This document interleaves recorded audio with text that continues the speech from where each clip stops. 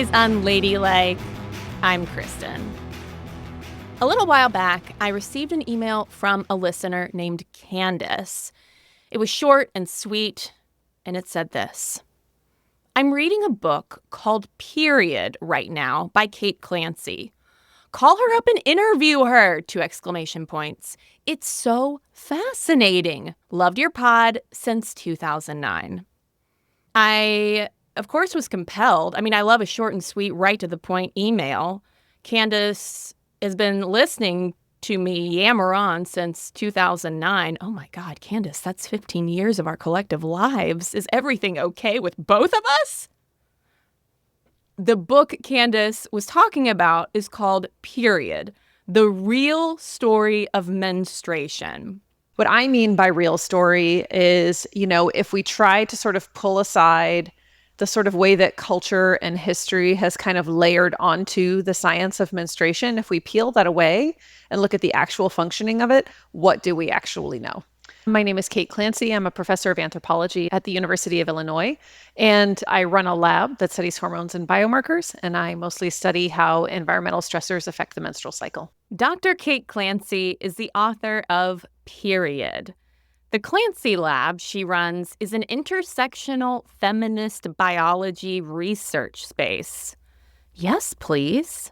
I am a scientist who studies the menstrual cycle, and yet one of the things I'm continually confronted with are the various assumptions that we've made that have gone totally untested, the various things that we believe that are a result of, for instance, like a Western Christian history that has influenced research questions, and just some basic understandings of bodies that are inherently ableist, racist, sexist, that in the end mean that we have a pretty warped understanding of a lot of biological processes in the body. And then for my book, of course, I wanted to focus on periods. And if you get a period, then I don't have to tell you that our understandings of menstrual cycles, pretty warped.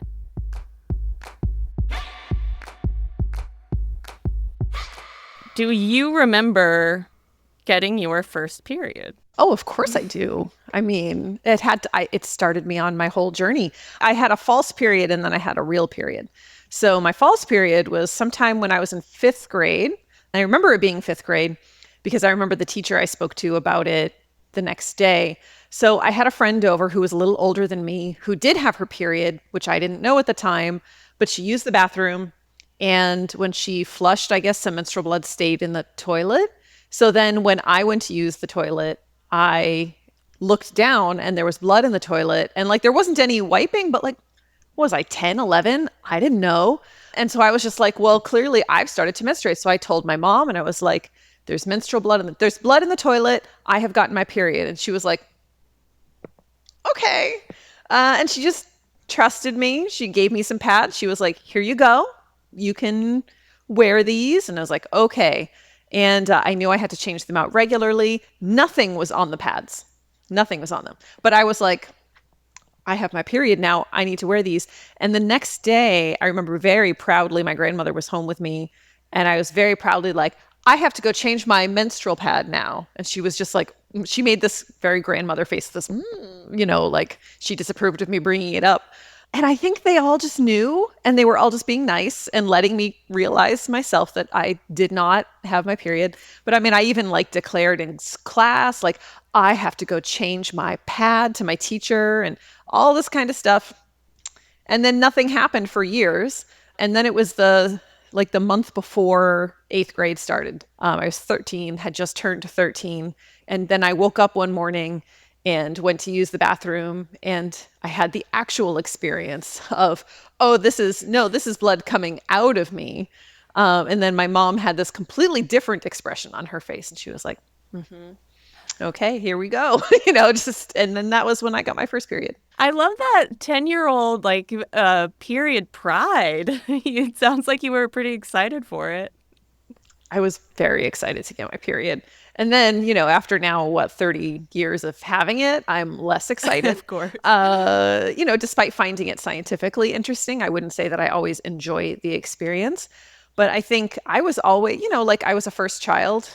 And I don't know if this is typical, but at least I feel like I was always rushing to grow up.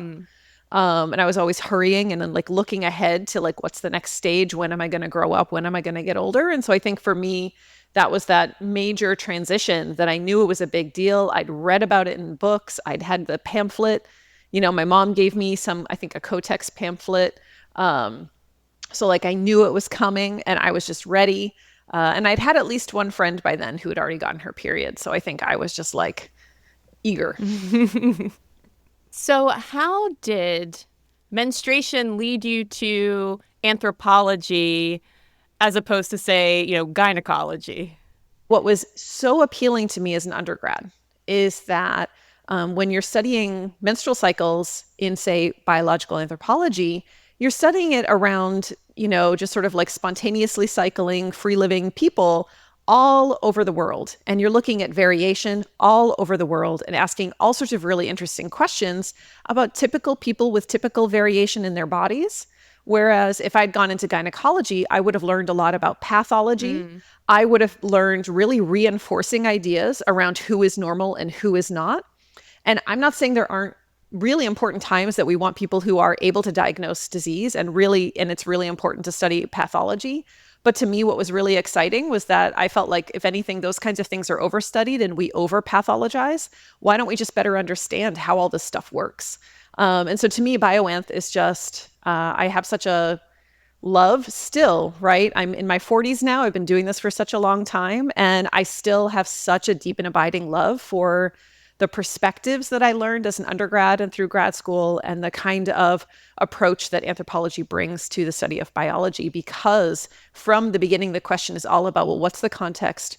How do things vary? How can we just better understand how cool and interesting humans are? Which is so different from what is the universal X? What is the way in which everybody's the same? Or what is normal and what's yucky? And just that there's only two bins for everybody. And so, I think that we just have so much to offer, I think, to what it means to be humans. And just for a little backstory, too, on the reason why Kate wrote this book. Is she scientifically obsessed with periods? Yeah, it's kind of her thing. But before that, Kate really made a name for herself in the STEM fields for leading the charge on some extremely important research findings and public awareness raising about sexual harassment in the sciences, in STEM fields. As you can imagine, not all of her colleagues were fans. And in the intro to Period, Kate writes about how that work was understandably mentally and emotionally draining, and that, quote, all I wanted to do was get back to the whole reason I became an anthropologist and study periods again. I think you can love something and still recognize that it's problematic. If you remember the old Tumblr, all your faves are problematic. Yes. I often, I do a lot of research on sexual harassment in the sciences as well. And that's one of the things that I often talk about when I'm giving talks about sexual harassment is like, don't put any single scientist on a pedestal, and myself included. Like, I am not a perfect person, but also from a disciplinary sense. Anthropology was founded originally in, now we think of it as let's understand variation. But really where that came from was let's see how white people are better than everybody else. And post hoc, let's sort of decide we're going to do all these analyses. We're going to find, for instance, different head shapes among different quote unquote races. And then after we've established these differences, we're going to say it just so happens all the ones we've noticed in, say, white heads or European ancestry heads are characteristics of the most evolved, wonderful, best type of humans, right? So even though today I would say most of us are trying to understand variation in a way that flattens hierarchy or erases or problematizes hierarchy, originally the idea was to continue that great chain of being or great ladder of being idea, right? Which was like, we're going to put these folks at the top and everybody else below. And gynecology, unfortunately, also for slightly different reasons, also has a very eugenic history, in large part because of the fact that a whole lot of gynecology is about deciding who gets to have babies, who is deserving of babies, who we should sterilize, who shouldn't be walking around with that uterus. A ton of the original work that was done to establish things that gynecologists still use today, certain types of surgeries for fistulas, materials like the speculum. All of those types of technologies and methods were developed in non-consenting enslaved people, and often unanesthetized surgeries. Deidre Cooper Owens talks about this in Medical Bondage. The other thing that's really frustrating is all of the deep knowledge that was lost from that time because these great white men of science positioned themselves as people who knew everything.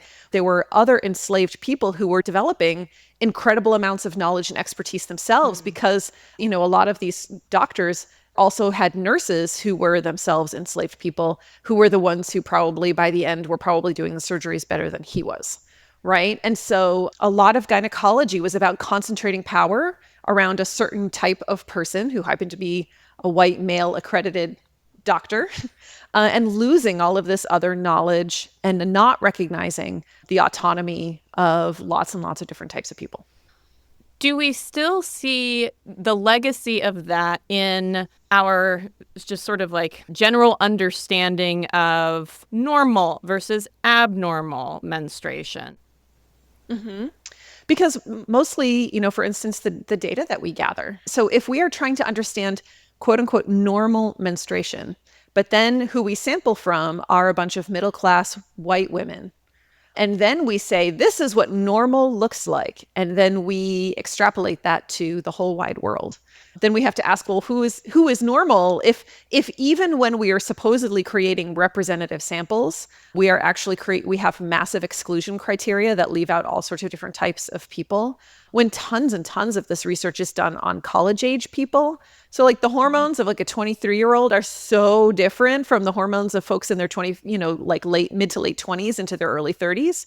And yet we base tons of information off of people who are like 21-year-old marathoners with regular menstrual cycles. So there's sort of the ways in which we are collecting these data. There's who we're choosing to include. There are the sorts of things we're excluding that then leads to a really weird idea of what normal is.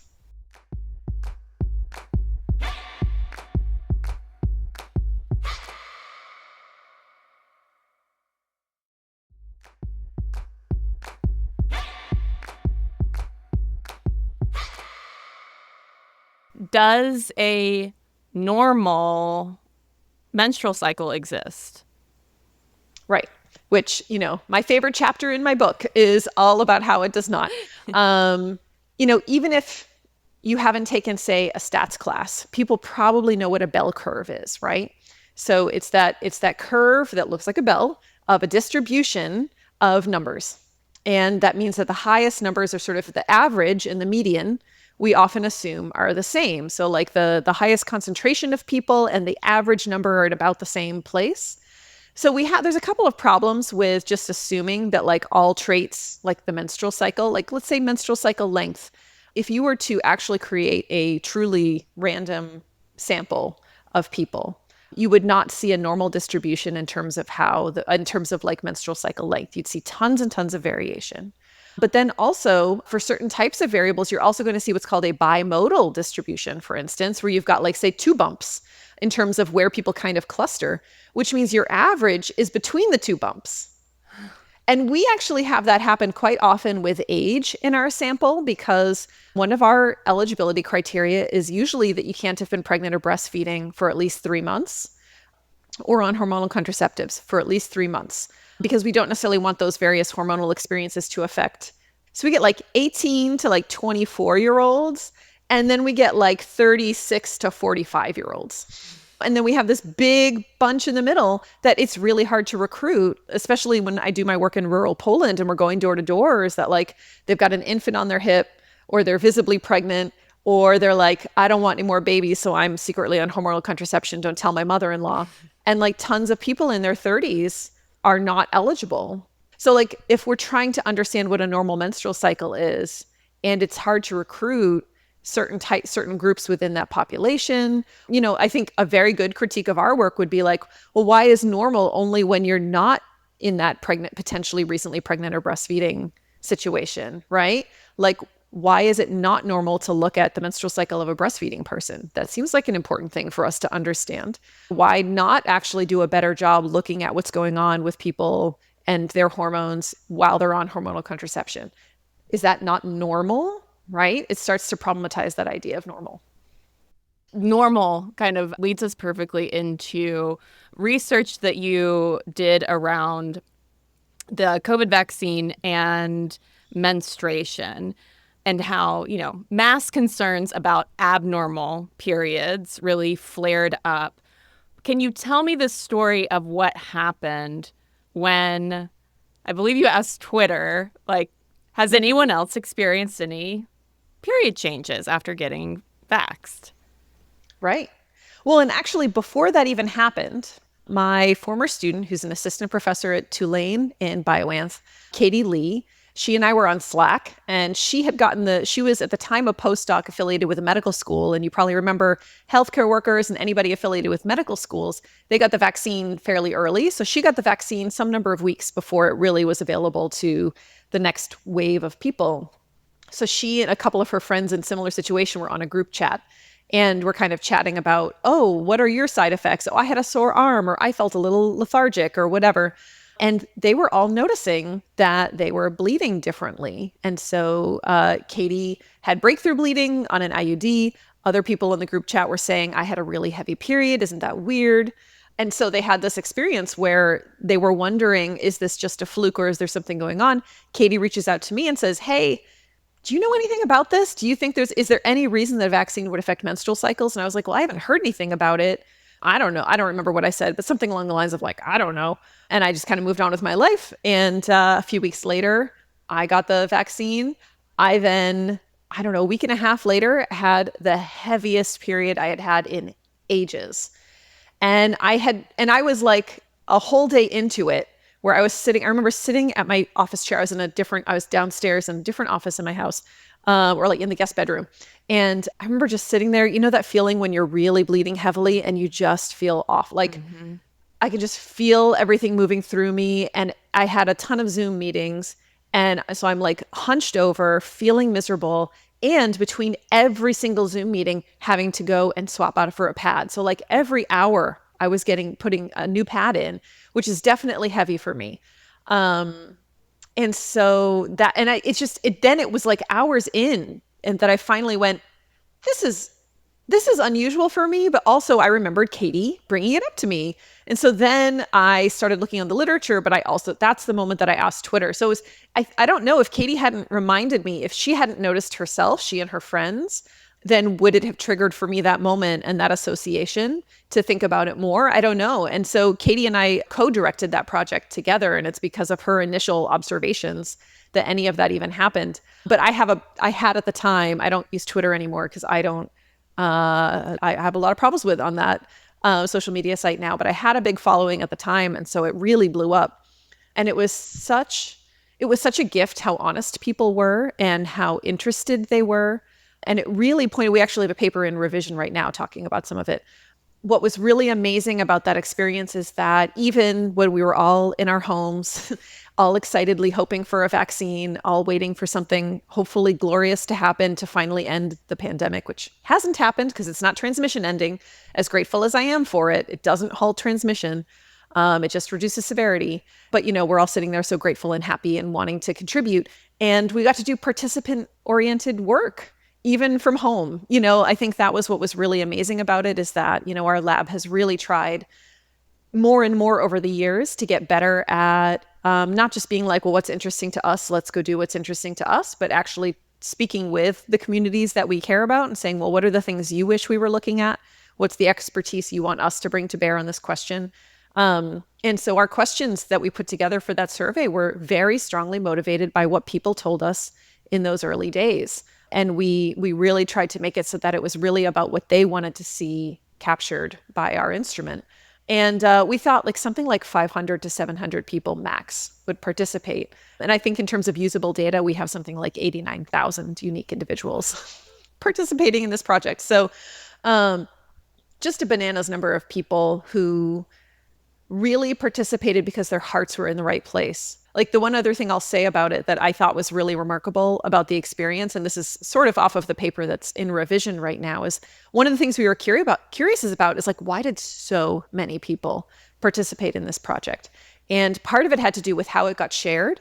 across social media. So there were a lot of people who were like, this is a trusted source. This person really wants to get to the end of it. This is not anti-vax. This is someone really asking. So like there were all of these signals that people made to sort of show that we were trustworthy. And I think we had proven ourselves to be trustworthy. Like I had proven myself to be a trustworthy source over the years, whose heart was in the right place around doing this type of, around doing sort of feminist science work. So people knew that something coming out of our lab was trustworthy. But a lot of people who had no symptoms participated. And expressly because they were like, look, I'm not here just to like be mad about this side effect. I want to contribute meaningfully to science. And it showed how many people in that moment wanted to say, I want to do something to help with this pandemic. I want to do something to make this research meaningful. And that, I mean, it meant the world in so many ways. How would you describe kind of the kinds of responses? Well, what's really remarkable about the group, right? And this is what we really try to resist making like universalizing statements as anthropologists, as we try to recognize what are all the many things that were going on. And it has been very, very hard to get this project funded. So the NIH turned us down a whole bunch of times. And we got a couple of small grants internally, which really helped us get going. But then we never got the continuity to like keep doing the work. So it's been slow getting out any other papers because people kind of are doing it on their own time. When you're doing really feminist oriented work or work that is not sort of status quo, it's hard to get the money. So I share that story because I think it's really important to recognize like this is why sometimes one, science can be so slow, but two, certain types of science are especially slow. But then on top of it, some of the work that some of us do just doesn't get funded. So far, we were looking at like, why did people participate? We've got some interesting data there. We've also started to spend a little time looking at specifically who we're calling the heavy menstruators. So the people who were regularly cycling and then had a major shift towards a heavier period. Because we also have a group that we've done a little analysis on who were on IUDs or gender affirming care who had surprise breakthrough bleeding. So they weren't bleeding and then all of a sudden had a period and weren't expecting it. But among the heavy menstruators, we saw lots of variation. And we're still writing this paper, so this is still not published yet. But one of the interesting findings for this paper is that, we were looking at a sentiment analysis, like how were people describing their experiences? And they use all of this negative language to describe the symptoms. Understandably, they're miserable. Like I was describing how I felt, right? They're fatigued, they're in pain, they're cramping, they're bleeding a lot. And then we noticed this positive sentiment at the end of a huge number of them. So then when we did a dive into, okay, what are they actually saying? Almost all of them are ending with, I'm so lucky I got that vaccine. I'm so grateful I got that vaccine. I'm so glad for that vaccine. So there's this, I share that story because there's a very paternalistic way that we think about often women as a cultural category, but also a lot of other marginalized groups in medicine, which is that we don't want them to worry their pretty little heads about things. Don't tell until you know for sure, don't tell people what might be happening. Or until, like, there's just this idea that like people don't need to know everything and withholding information is fine. One of the pushbacks we got in our own work is, if you tell people about too many side effects, they won't get the vaccine. Similarly, with my sexual harassment work, I've had people say to me, if you tell people how bad sexual harassment really is in the sciences, they won't become scientists. Consider how paternalistic that is, right? Yeah. Like that is inherently thinking if we tell people the truth, they won't do this thing. Then clean up the thing. Right. I mean, make it so that, but when at least for sexual harassment, for side effects, disclose them so that people know what to expect so they aren't, disheartened, upset, frightened if they happen to them. Because of course, side effects are, this was a minority experience. We aren't trying to say everyone had this experience. This is a minority experience, but it's a strong minority. So one of the other projects that we have right now is we did a follow-up wave, especially among our heavy menstruating people, to ask them about medical mistrust experiences. Because what we suspect based off of this sentiment analysis is that it's not the side effects that make people say, oof, I don't know about this vaccine. It's the moments, and we do have data about this, it's the moments that they went to their doctor and said, I'm frightened, I'm suddenly bleeding like crazy, I think it's the vaccine. And their doctor said, you're being silly. Get out of here. Like they laughed them out of the office. They told them they were wrong. They said, it's just stress. or you're perimenopausal, or you're probably imagining it, or you've been reading too much on the internet. Like those are the kinds of responses people got when they were scared, when they were bleeding was heavy enough that they got scared and went to the doctor.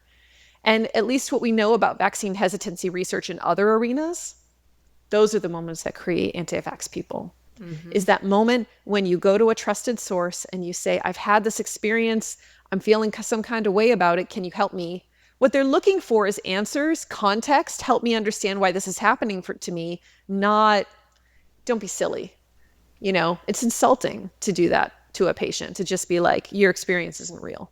And yet that's what many of our participants experienced when they first went to their doctors. And now we know this is real. There have been like 10 studies reinforcing our findings at this point, using the fancy perspective methodology that everyone thought we should have done from the beginning. But all of that work just reinforced what we had already done. So it didn't tell us anything new or anything different. It showed us that periods were longer for a certain subset of people and that they were heavier for a subset of people. And then nobody else bothered to actually look at gender variation or postmenopausal people. We were the only ones who did that. And also, just to be clear for the listener as well, the impacts on menstruation, was it a permanent shift or was it something temporary? We're running the analyses, or the analyses have been run. We're drafting the paper, but it's temporary. And, we've been saying from the beginning, we are not MDs, we're PhDs. And, like I was saying before, there is an inherently different approach if you're an MD versus a PhD to how you think about the body or the kinds of questions you ask and how you've been trained. And there are absolutely important reasons to be trained in both of these methods. So I'm not placing value on one more than the other. But when it comes to the particular research question of trying to understand variation, I do think that there's often value in the PhD perspective, but also when it comes to understanding typical variation among typical people, we are very well trained in that. And we are very well trained in understanding mechanism. Whereas an MD who's a gynecologist who knows vast amounts of information more than I do around endometriosis, for instance, or around the benefits of hormone replacement therapy, or like a number of things that I'm so grateful for, but they get maybe, half a day where they learn a little bit about the basics of the menstrual cycle and they learn a bit in the normative way we were talking about before. So they don't necessarily know the mechanisms, the ways in which the uterus is an immune organ, right? They don't know the ways in which the bleeding and clotting of the uterus are part of a broader immunological system. And so therefore, if you have an immunological disruption, it actually is kind of natural to expect one of the downstream effects to be on the one organ of the body that regularly bleeds and clots, because bleeding and clotting is part of the immune system and part of what's doing it, so I think that's the thing, is that for us, there was a very natural, based on our understandings of the mechanics of the uterus and our understanding of hormones and our understanding of the immune system, it was an absolutely important and real relationship that we thought was worthy of testing. Whereas MDs were immediately like, what about vaccines have anything to do with menstruation? And they were disbelieving. So I think that's where a lot of the strength of our project comes from the fact that we have that deeper knowledge of menstrual cycle variability and mechanisms by which things affect variation in the menstrual cycle, that we were able to look at this. So I say all that to say, from the beginning, we knew it wasn't fertility related, or at least our hypothesis was that this isn't about fertility. This isn't reducing anybody's fertility. This is a short-term disruption in the actual mechanics of bleeding, where it's just harder for clotting to happen. So more blood is getting through. There's more of an inflammatory state, and it's going to renormalize. And our initial look, again, this paper's unpublished, but our initial look is that for pretty much everybody, it renormalizes within a couple cycles. And at least speaking for myself, which is very much anecdota, with every subsequent booster, I feel like the signal personally for me of the heavier cycle, it got less and less and less. So all my other symptoms have gotten worse. Like I am laid out after every booster for 2 days. I'm very sick. But the menstrual part, for whatever reason, after maybe the second or third booster, I stopped really getting much of a menstrual side effect. So I think we don't know enough. We don't have enough data far enough along and enough boosters in our data set to say whether my experience is a common experience or an uncommon one. But again, what we do have is the renormalization, at least from that initial period, that initial vaccine in, 2021? And it looks it just really looks like we're looking at a short-term bleeding response. We're not looking at something related to fertility. And it just seems like such a powerful example. Again, asterisk, research papers in process. But it seems like such a powerful example, as you mentioned, of what happens when you listen to people who menstruate and like what kinds of just questions they might have about their own bodies. Right. And I think if we hadn't seen so many experiences of people sharing with us, I went to my doctor and they made fun of me, like that kind of stuff, we wouldn't have asked questions around, like not just describe your experience, but like, did you go to the doctor? What did the doctor say? Like, Mm-hmm. we had these like follow-ups that we wouldn't have thought to have if we hadn't been listening to people who were having the experience, and if we ourselves hadn't had at least some of these experiences too. As our study got off the ground and we got a lot of attention for it, we had a couple of different sort of nonprofit and governmental bodies reach out to us about the work. And one of the things that's remarkable to me is that even sometimes when some of these places never really publicly agreed that this relationship is real. Like we met with folks at the CDC at one point. They asked to meet with us to talk to us about our work.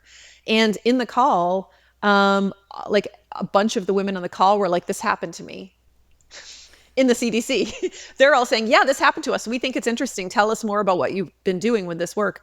But did they ever make a public statement? Like I don't think they ever did. Did they ever validate the concerns of tens of thousands, hundreds of thousands of people? No. Even though, of course, there are amazing scientists who work there, and the people we spoke to were awesome.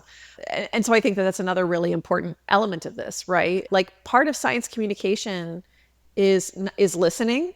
And then part of it is also validating and saying like, your experience is real when it is, right? Of course, if people say, I don't know, an alien came and gave me, and COVID came from an alien, and I have the receipts, and then you can look and say, that's not real. Of course, you don't validate that, but like there's a lot of lived experiences that we just pretend aren't real, or we don't do that added work of validating. And like our participants and the public deserve that.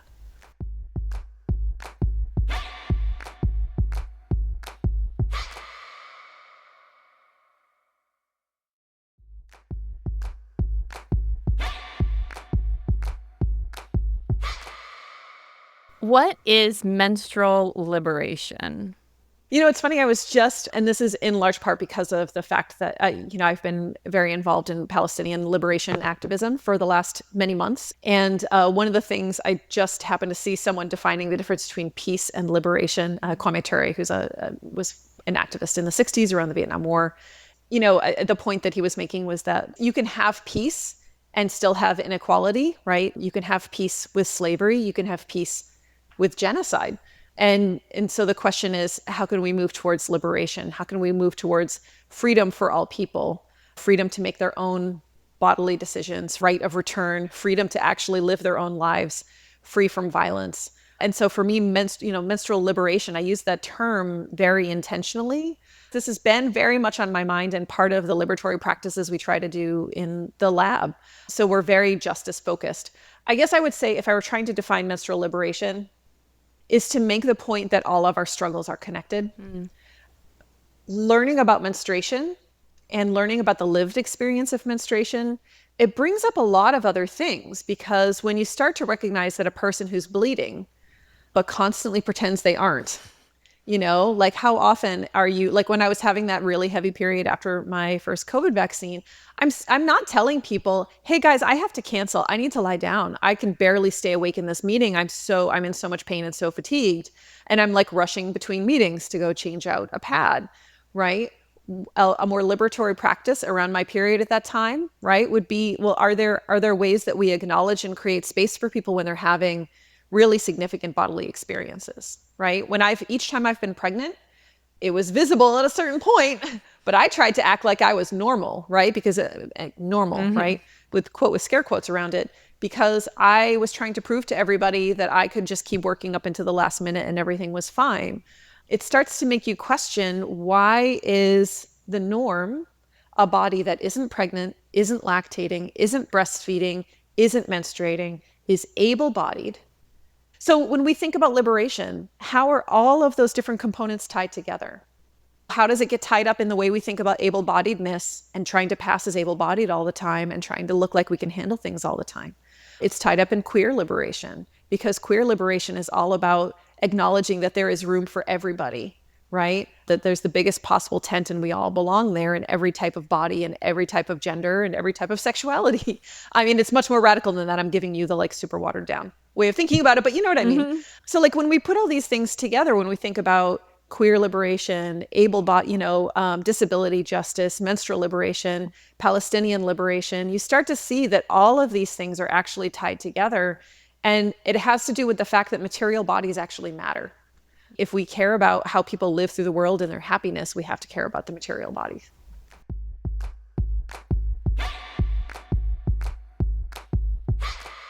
Thank you so much to Dr. Kate Clancy. Again, her book is Period, The Real Story of Menstruation. There is so much in there that we obviously could not get to in our interview.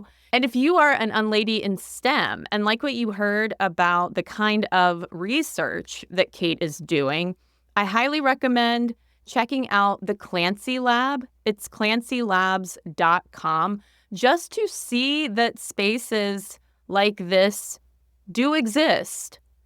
hello@unladylike.co is where you can get in touch with me. Send your emails, voice memos. You can also follow Unladylike on Instagram and TikTok @unladylikemedia.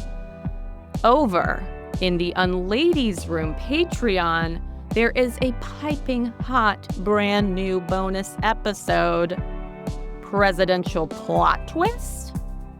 I almost titled it Biden ? BYE-den.